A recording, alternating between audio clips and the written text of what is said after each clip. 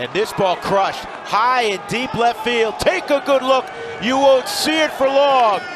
1-2 pitch is swung on and missed. A strikeout ends the inning. 3-2 delivery is swung on and missed. Lindor liftoff, deep right field. Kepler's back. He's out of room. It's out of here. Those three need to be traded right now. GMs, get on the phone, make the call, make the deal happen. We're going to dive into an Arenado deal, a Snell deal, and a Lindor deal. But first, guys, if you are into these trades, if you want to see any of these guys traded, hit the like. If you're excited about this trade market, this trade season that we're in here, the off season, hit the like if you're into the trades. Comment below. What would you do if you were the GM? Who would you give up if you're doing the Arenado deal or the Snell deal or the Lindor deal? Let me know. What's the trade look like to you? So let's dig into Nolan Arenado. He is going to be first up. And first, why? Well, makes sense for the Rockies. Arenado is unhappy and is going to opt out of his deal. So the sooner that they can ship him away, the better the return is going to be. But they got to find a team that has the money, is willing to take on that salary. And that's the Dodgers. For the Dodgers, it makes sense because they're so young, they're so deep that they could pull this off, and they've got the money. So why not? Listen, they were the best team in baseball last year. They're probably set up to be the best team even without this deal.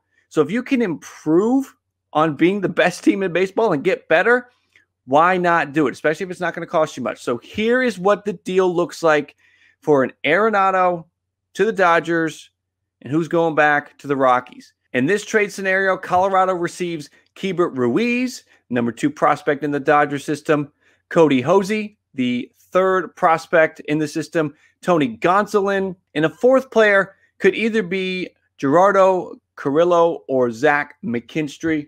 Let's dive into these guys because really we know about Arenado, but who would Colorado be getting?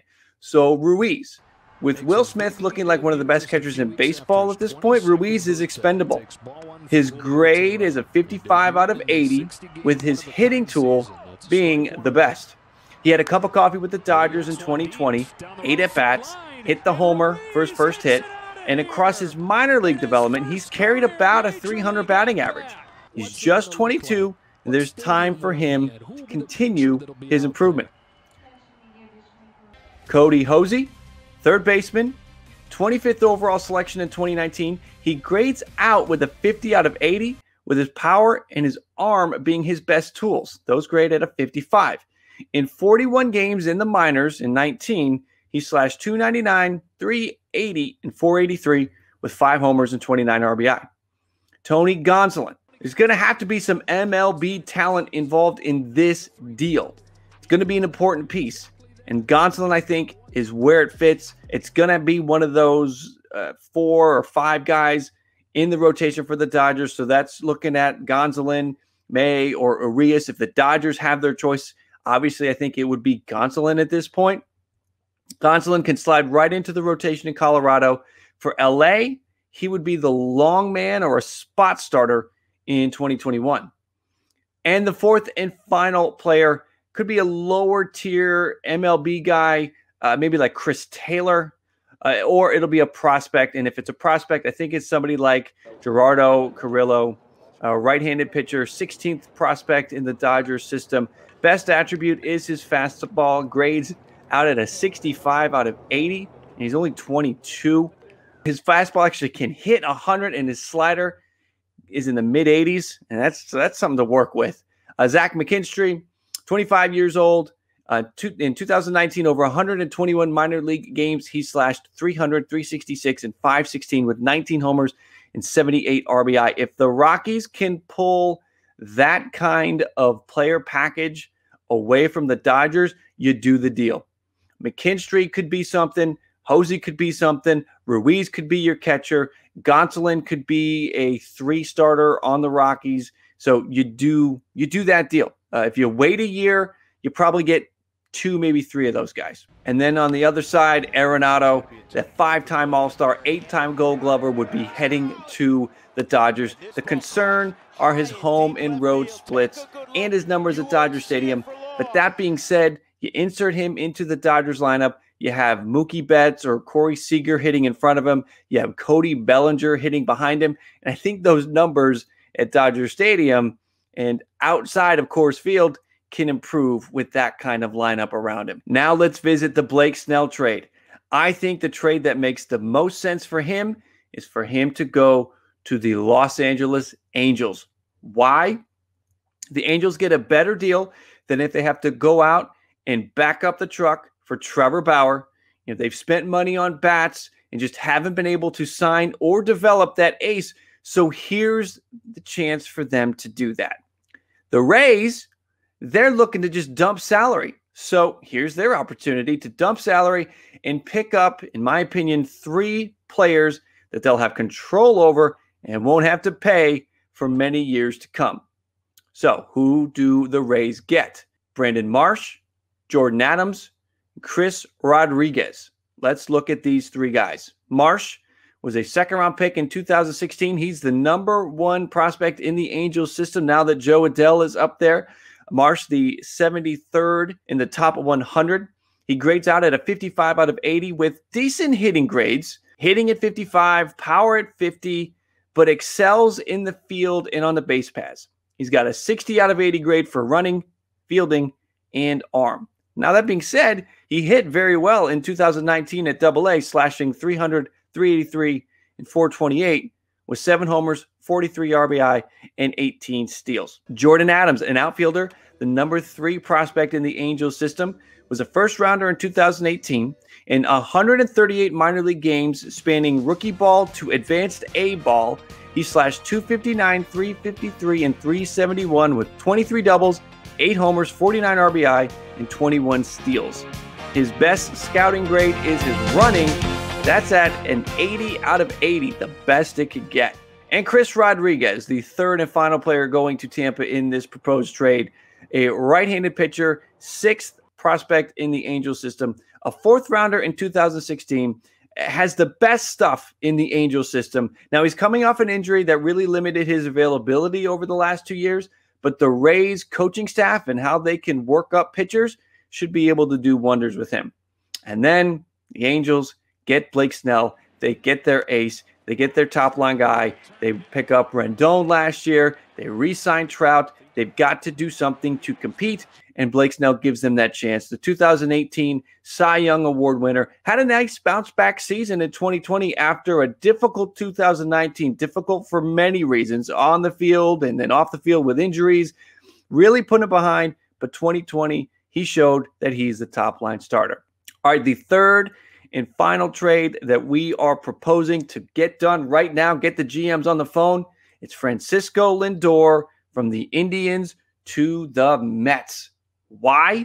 The Indians apparently aren't going to pay him what he wants and what he deserves once he's a free agent at the end of next season. So if that's the case, you have to deal him. You cannot let him just enter the open market and not be willing to pay him. Now, the Mets, the NL East is quickly becoming the most competitive division in baseball. And not only are they competing with the Nationals and the Braves and the Marlins and the Phillies, but they're also competing with the Yankees. So this is a landmark move. This is a cornerstone player that gives the Mets a chance in the NL East and for the headlines with the Yankees.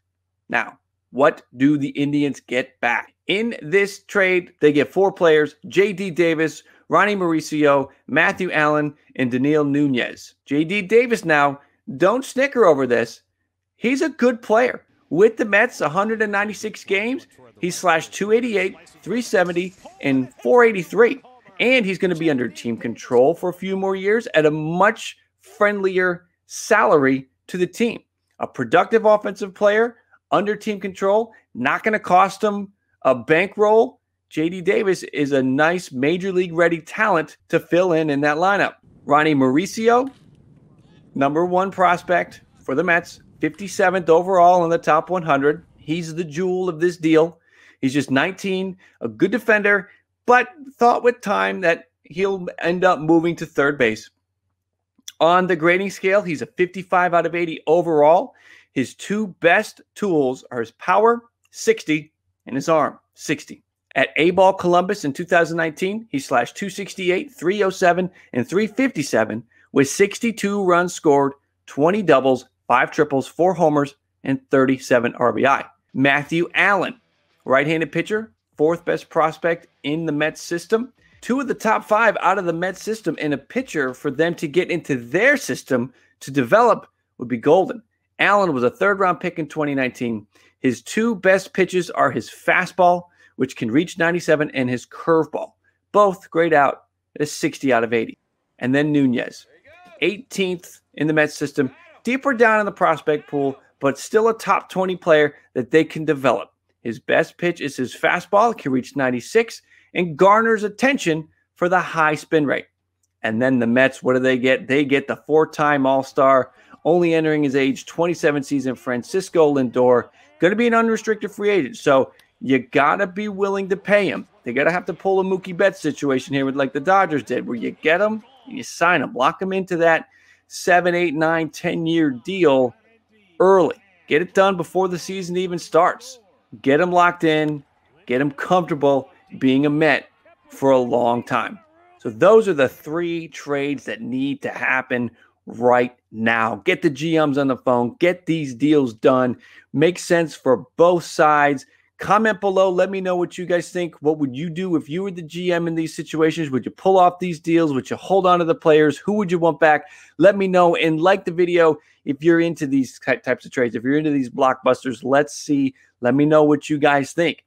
Thank you for checking this video out. Stay close to the channel because we'll be doing more off-season content. When these trades happen, we'll be coming in and breaking them down and seeing who actually is involved, and we'll be taking a look at how they impact the team. So all off-season long, we'll be talking about the trades. We'll be doing the breakdowns. We'll be looking at rumors, how it would all impact the teams that are involved in everything. So again, thank you for watching. Love the support so far, and look forward to bringing you guys some more content, some more videos as the off-season rolls along. Thanks again for watching. Talk soon.